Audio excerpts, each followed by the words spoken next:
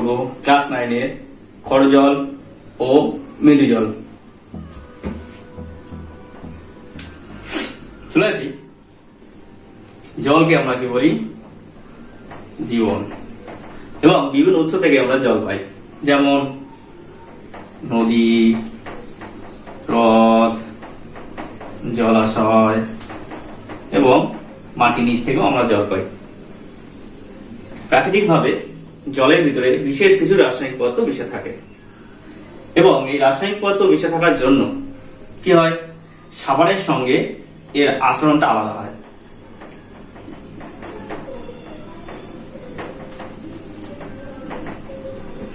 অর্থাৎ সাবানের সাথে ফেনা উৎপন্ন করতে পারে কি পারে না তার উপর নির্ভর করে আমরা জলকে দুটো ভাগে ভাগ করি, একটি হচ্ছে খরজল, একটি হচ্ছে মৃদুজল। প্রথমে আমরা আলোচনা করি হচ্ছে মৃদুজল নিয়ে।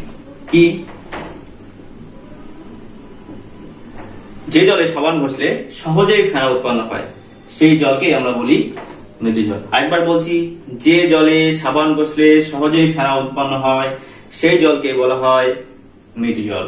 যেমন নদীর জল, বৃষ্টির জল, এগুলো হচ্ছে সব মৃদু জলের উদাহরণ। অর্থাৎ এখানে সাবান ঘষলে সহজেই ফেনা উৎপন্ন হয়, সহজে ফেনা উৎপন্ন হয়। চলে আসে খরজল। কি? যে জলে সাবান ঘষলে কি হয়, সহজে ফেনা উৎপন্ন হয় না। প্রথমে কি হয়, সাবানের স্বর, যাকে স্ক্যাম বলা হয়, প্রথমে সাবান ঘষলে স্বর পড়ে বা স্ক্যাম, কিছুক্ষণ পর অল্প পরিমাণ ফেনা উৎপন্ন হয়, সেই জলকে বলা হয় খরজল। যেমন আমরা মাটি থেকে বা যে জল তুলি কিংবা সমুদ্রের জল, এগুলো হচ্ছে তোমার খরজলের উদাহরণ। অর্থাৎ এই জলে সাবান ঘষলে কিন্তু ভালো ফেনা উৎপন্ন হয় না, এই জন্য এই জলকে আমরা বলি খরজল। চলে আসবে এবার ক্ষরতার কারণ। কেন এই ধরনের ক্ষরতা সৃষ্টি হয়েছে বা কেন জলের এই বিশেষ বৈশিষ্ট্য সাবানের প্রতি? ক্ষরতার কারণ সাধারণত জলের ভিতরে বিশেষ কতগুলি লবণ দ্রবীভূত থাকার জন্য জলে ক্ষরতার সৃষ্টি হয়। লবণগুলি একটু খেয়াল করব: ক্যালসিয়াম, ম্যাগনেসিয়াম ও আয়রন। এই আয়নগুলির অর্থাৎ ক্যালসিয়াম, ম্যাগনেসিয়াম এবং আয়রনের বাইকার্বনেট, ক্লোরাইড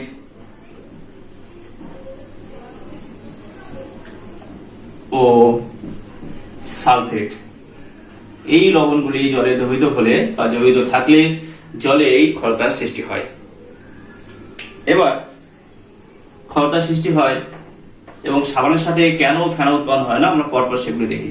অর্থাৎ খরজলে ক্যালসিয়াম, ম্যাগনেসিয়াম এবং আয়রনের বাইকার্বনেট, ক্লোরাইড এবং সালফেট লবণ দ্রবীভূত থাকার জন্য সাধারণত জলে ক্ষরতার সৃষ্টি হয়। চলে আসি, কেন ফেনাটা উৎপন্ন হয় না। আমরা জানি সাবান হলো কি, কতগুলি জৈব ফ্যাটি অ্যাসিডের সোডিয়াম বা পটাশিয়াম লবণ, যেমন স্টিয়ারিক অ্যাসিড।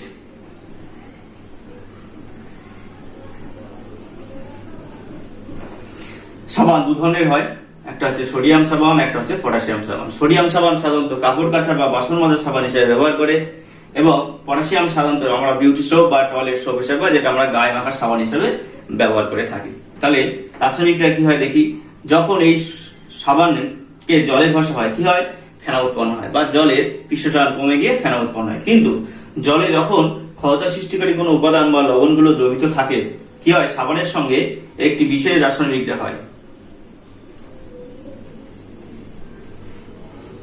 যেমন আমি এখানে একটি উদাহরণ দিচ্ছি, সোডিয়াম স্টিয়ারেটের।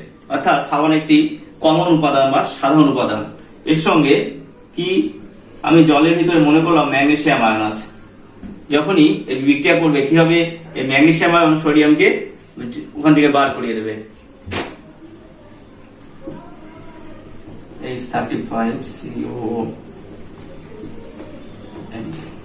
এটা রাখবো এবং সোডিয়াম জলীয় দ্রবণে বেরিয়ে আসবে, অর্থাৎ এটি জলে থিতিয়ে পড়বে। যার জন্য কি হয়, যেহেতু জলে দ্রবীভূত হয় না ম্যাগনেসিয়াম বা ক্যালসিয়াম বা আয়রনের স্টিয়ারেট বা পামিটেট বা অলিভ, এই জন্য এরা কিন্তু ফেনা উৎপন্ন করে না। যতক্ষণ এই লবণটা থাকবে কি হবে, ততক্ষণ কিন্তু ফেনা উৎপন্ন হবে না। সাবান ঘষতে ঘষতে যখন এই আয়নগুলি নিচে থিতিয়ে পড়বে, তারপরে ফেনা উৎপন্ন হবে। এই কারণেই কিন্তু জলে সাবান ঘষলে ফেনা উৎপন্ন হতে চায় না। এবার এই যে খড়তা, তাহলে খড়তা সৃষ্টি হওয়ার জন্য দায়ী হচ্ছে সোডিয়াম নয়, ক্যালসিয়াম, ম্যাগনেসিয়াম এবং আয়রনের কিছু লবণ, যেমন বাইকার্বনেট, সালফেট এবং ক্লোরাইড। এছাড়া জিঙ্ক এবং অ্যালুমিনিয়াম, অর্থাৎ জিঙ্ক 2+ এবং অ্যালুমিনিয়াম 3+, এদের লবণ দ্রবীভূত থাকলেও কিন্তু জলে ক্ষয়তার সৃষ্টি হয়। এই ক্ষয়তাকে পরিমাপ করার জন্য আমরা বিশেষ একটি ইউনিট ব্যবহার করি, যেটা হচ্ছে ppm। এটি হচ্ছে পার্টস পার মিলিয়ন।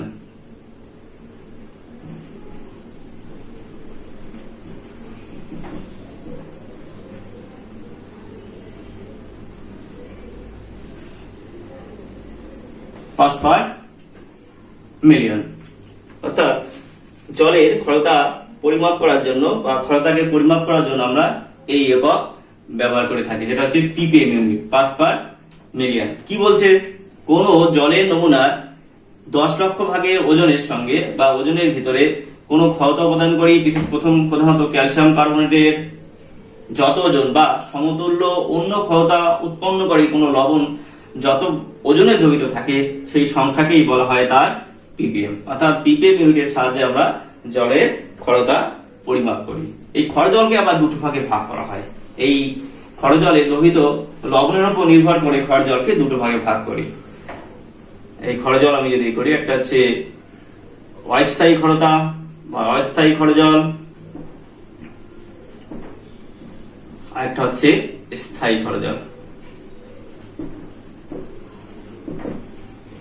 চলো প্রথম উপাদান মানে প্রথম ব্যাখ্যা একটুখানি বলি, যেটা হচ্ছে অস্থায়ী ক্ষরজল। কি হয়, জলের ভিতরে সাধারণত কি হয়, ক্যালসিয়াম, ম্যাগনেসিয়াম এবং আয়রনের বাইকার্বনেট লবণ যদি দ্রবীভূত থাকে, তবে সেই জলকে বলা হবে অস্থায়ী ক্ষরজল। কেন অস্থায়ী বলা হয়, কারণ এই জলগুলিকে খুব সাধারণ স্ফুটন পদ্ধতিতে মৃদু করা যায়। অর্থাৎ এদেরকে, এই জলগুলোকে নিয়ে যদি আমি ফুটাই, কি হয়, এরা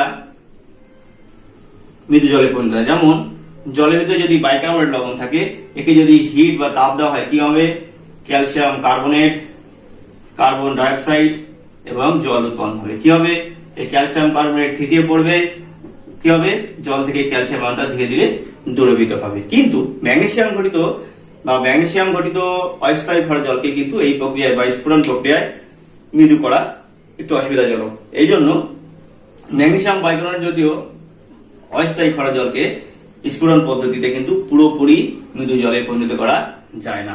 এরপরে আমরা করব স্থায়ী ক্ষরজল।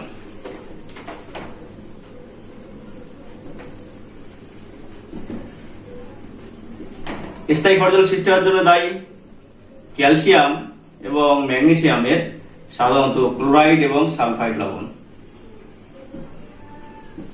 ক্লোরাইড এবং সাথে হচ্ছে সালফেট লবণ। অর্থাৎ যদি জলের ভিতরে ক্যালসিয়াম এবং ম্যাগনেসিয়ামের ক্লোরাইড বা সালফেট লবণ দ্রবীভূত থাকে, তবে সেই জল হচ্ছে স্থায়ী ক্ষরজল বা সেই ক্ষরতাকে বলা হয় স্থায়ী ক্ষরতা। অর্থাৎ এই ক্ষরজলকে সাধারণ স্ফুটন প্রক্রিয়ার সাহায্যে মৃদু করা যায় না। এর জন্য বিশেষ কিছু পদ্ধতি ব্যবহার করে, আমি পরের ভিডিওতে এই নিয়ে আলোচনা করব।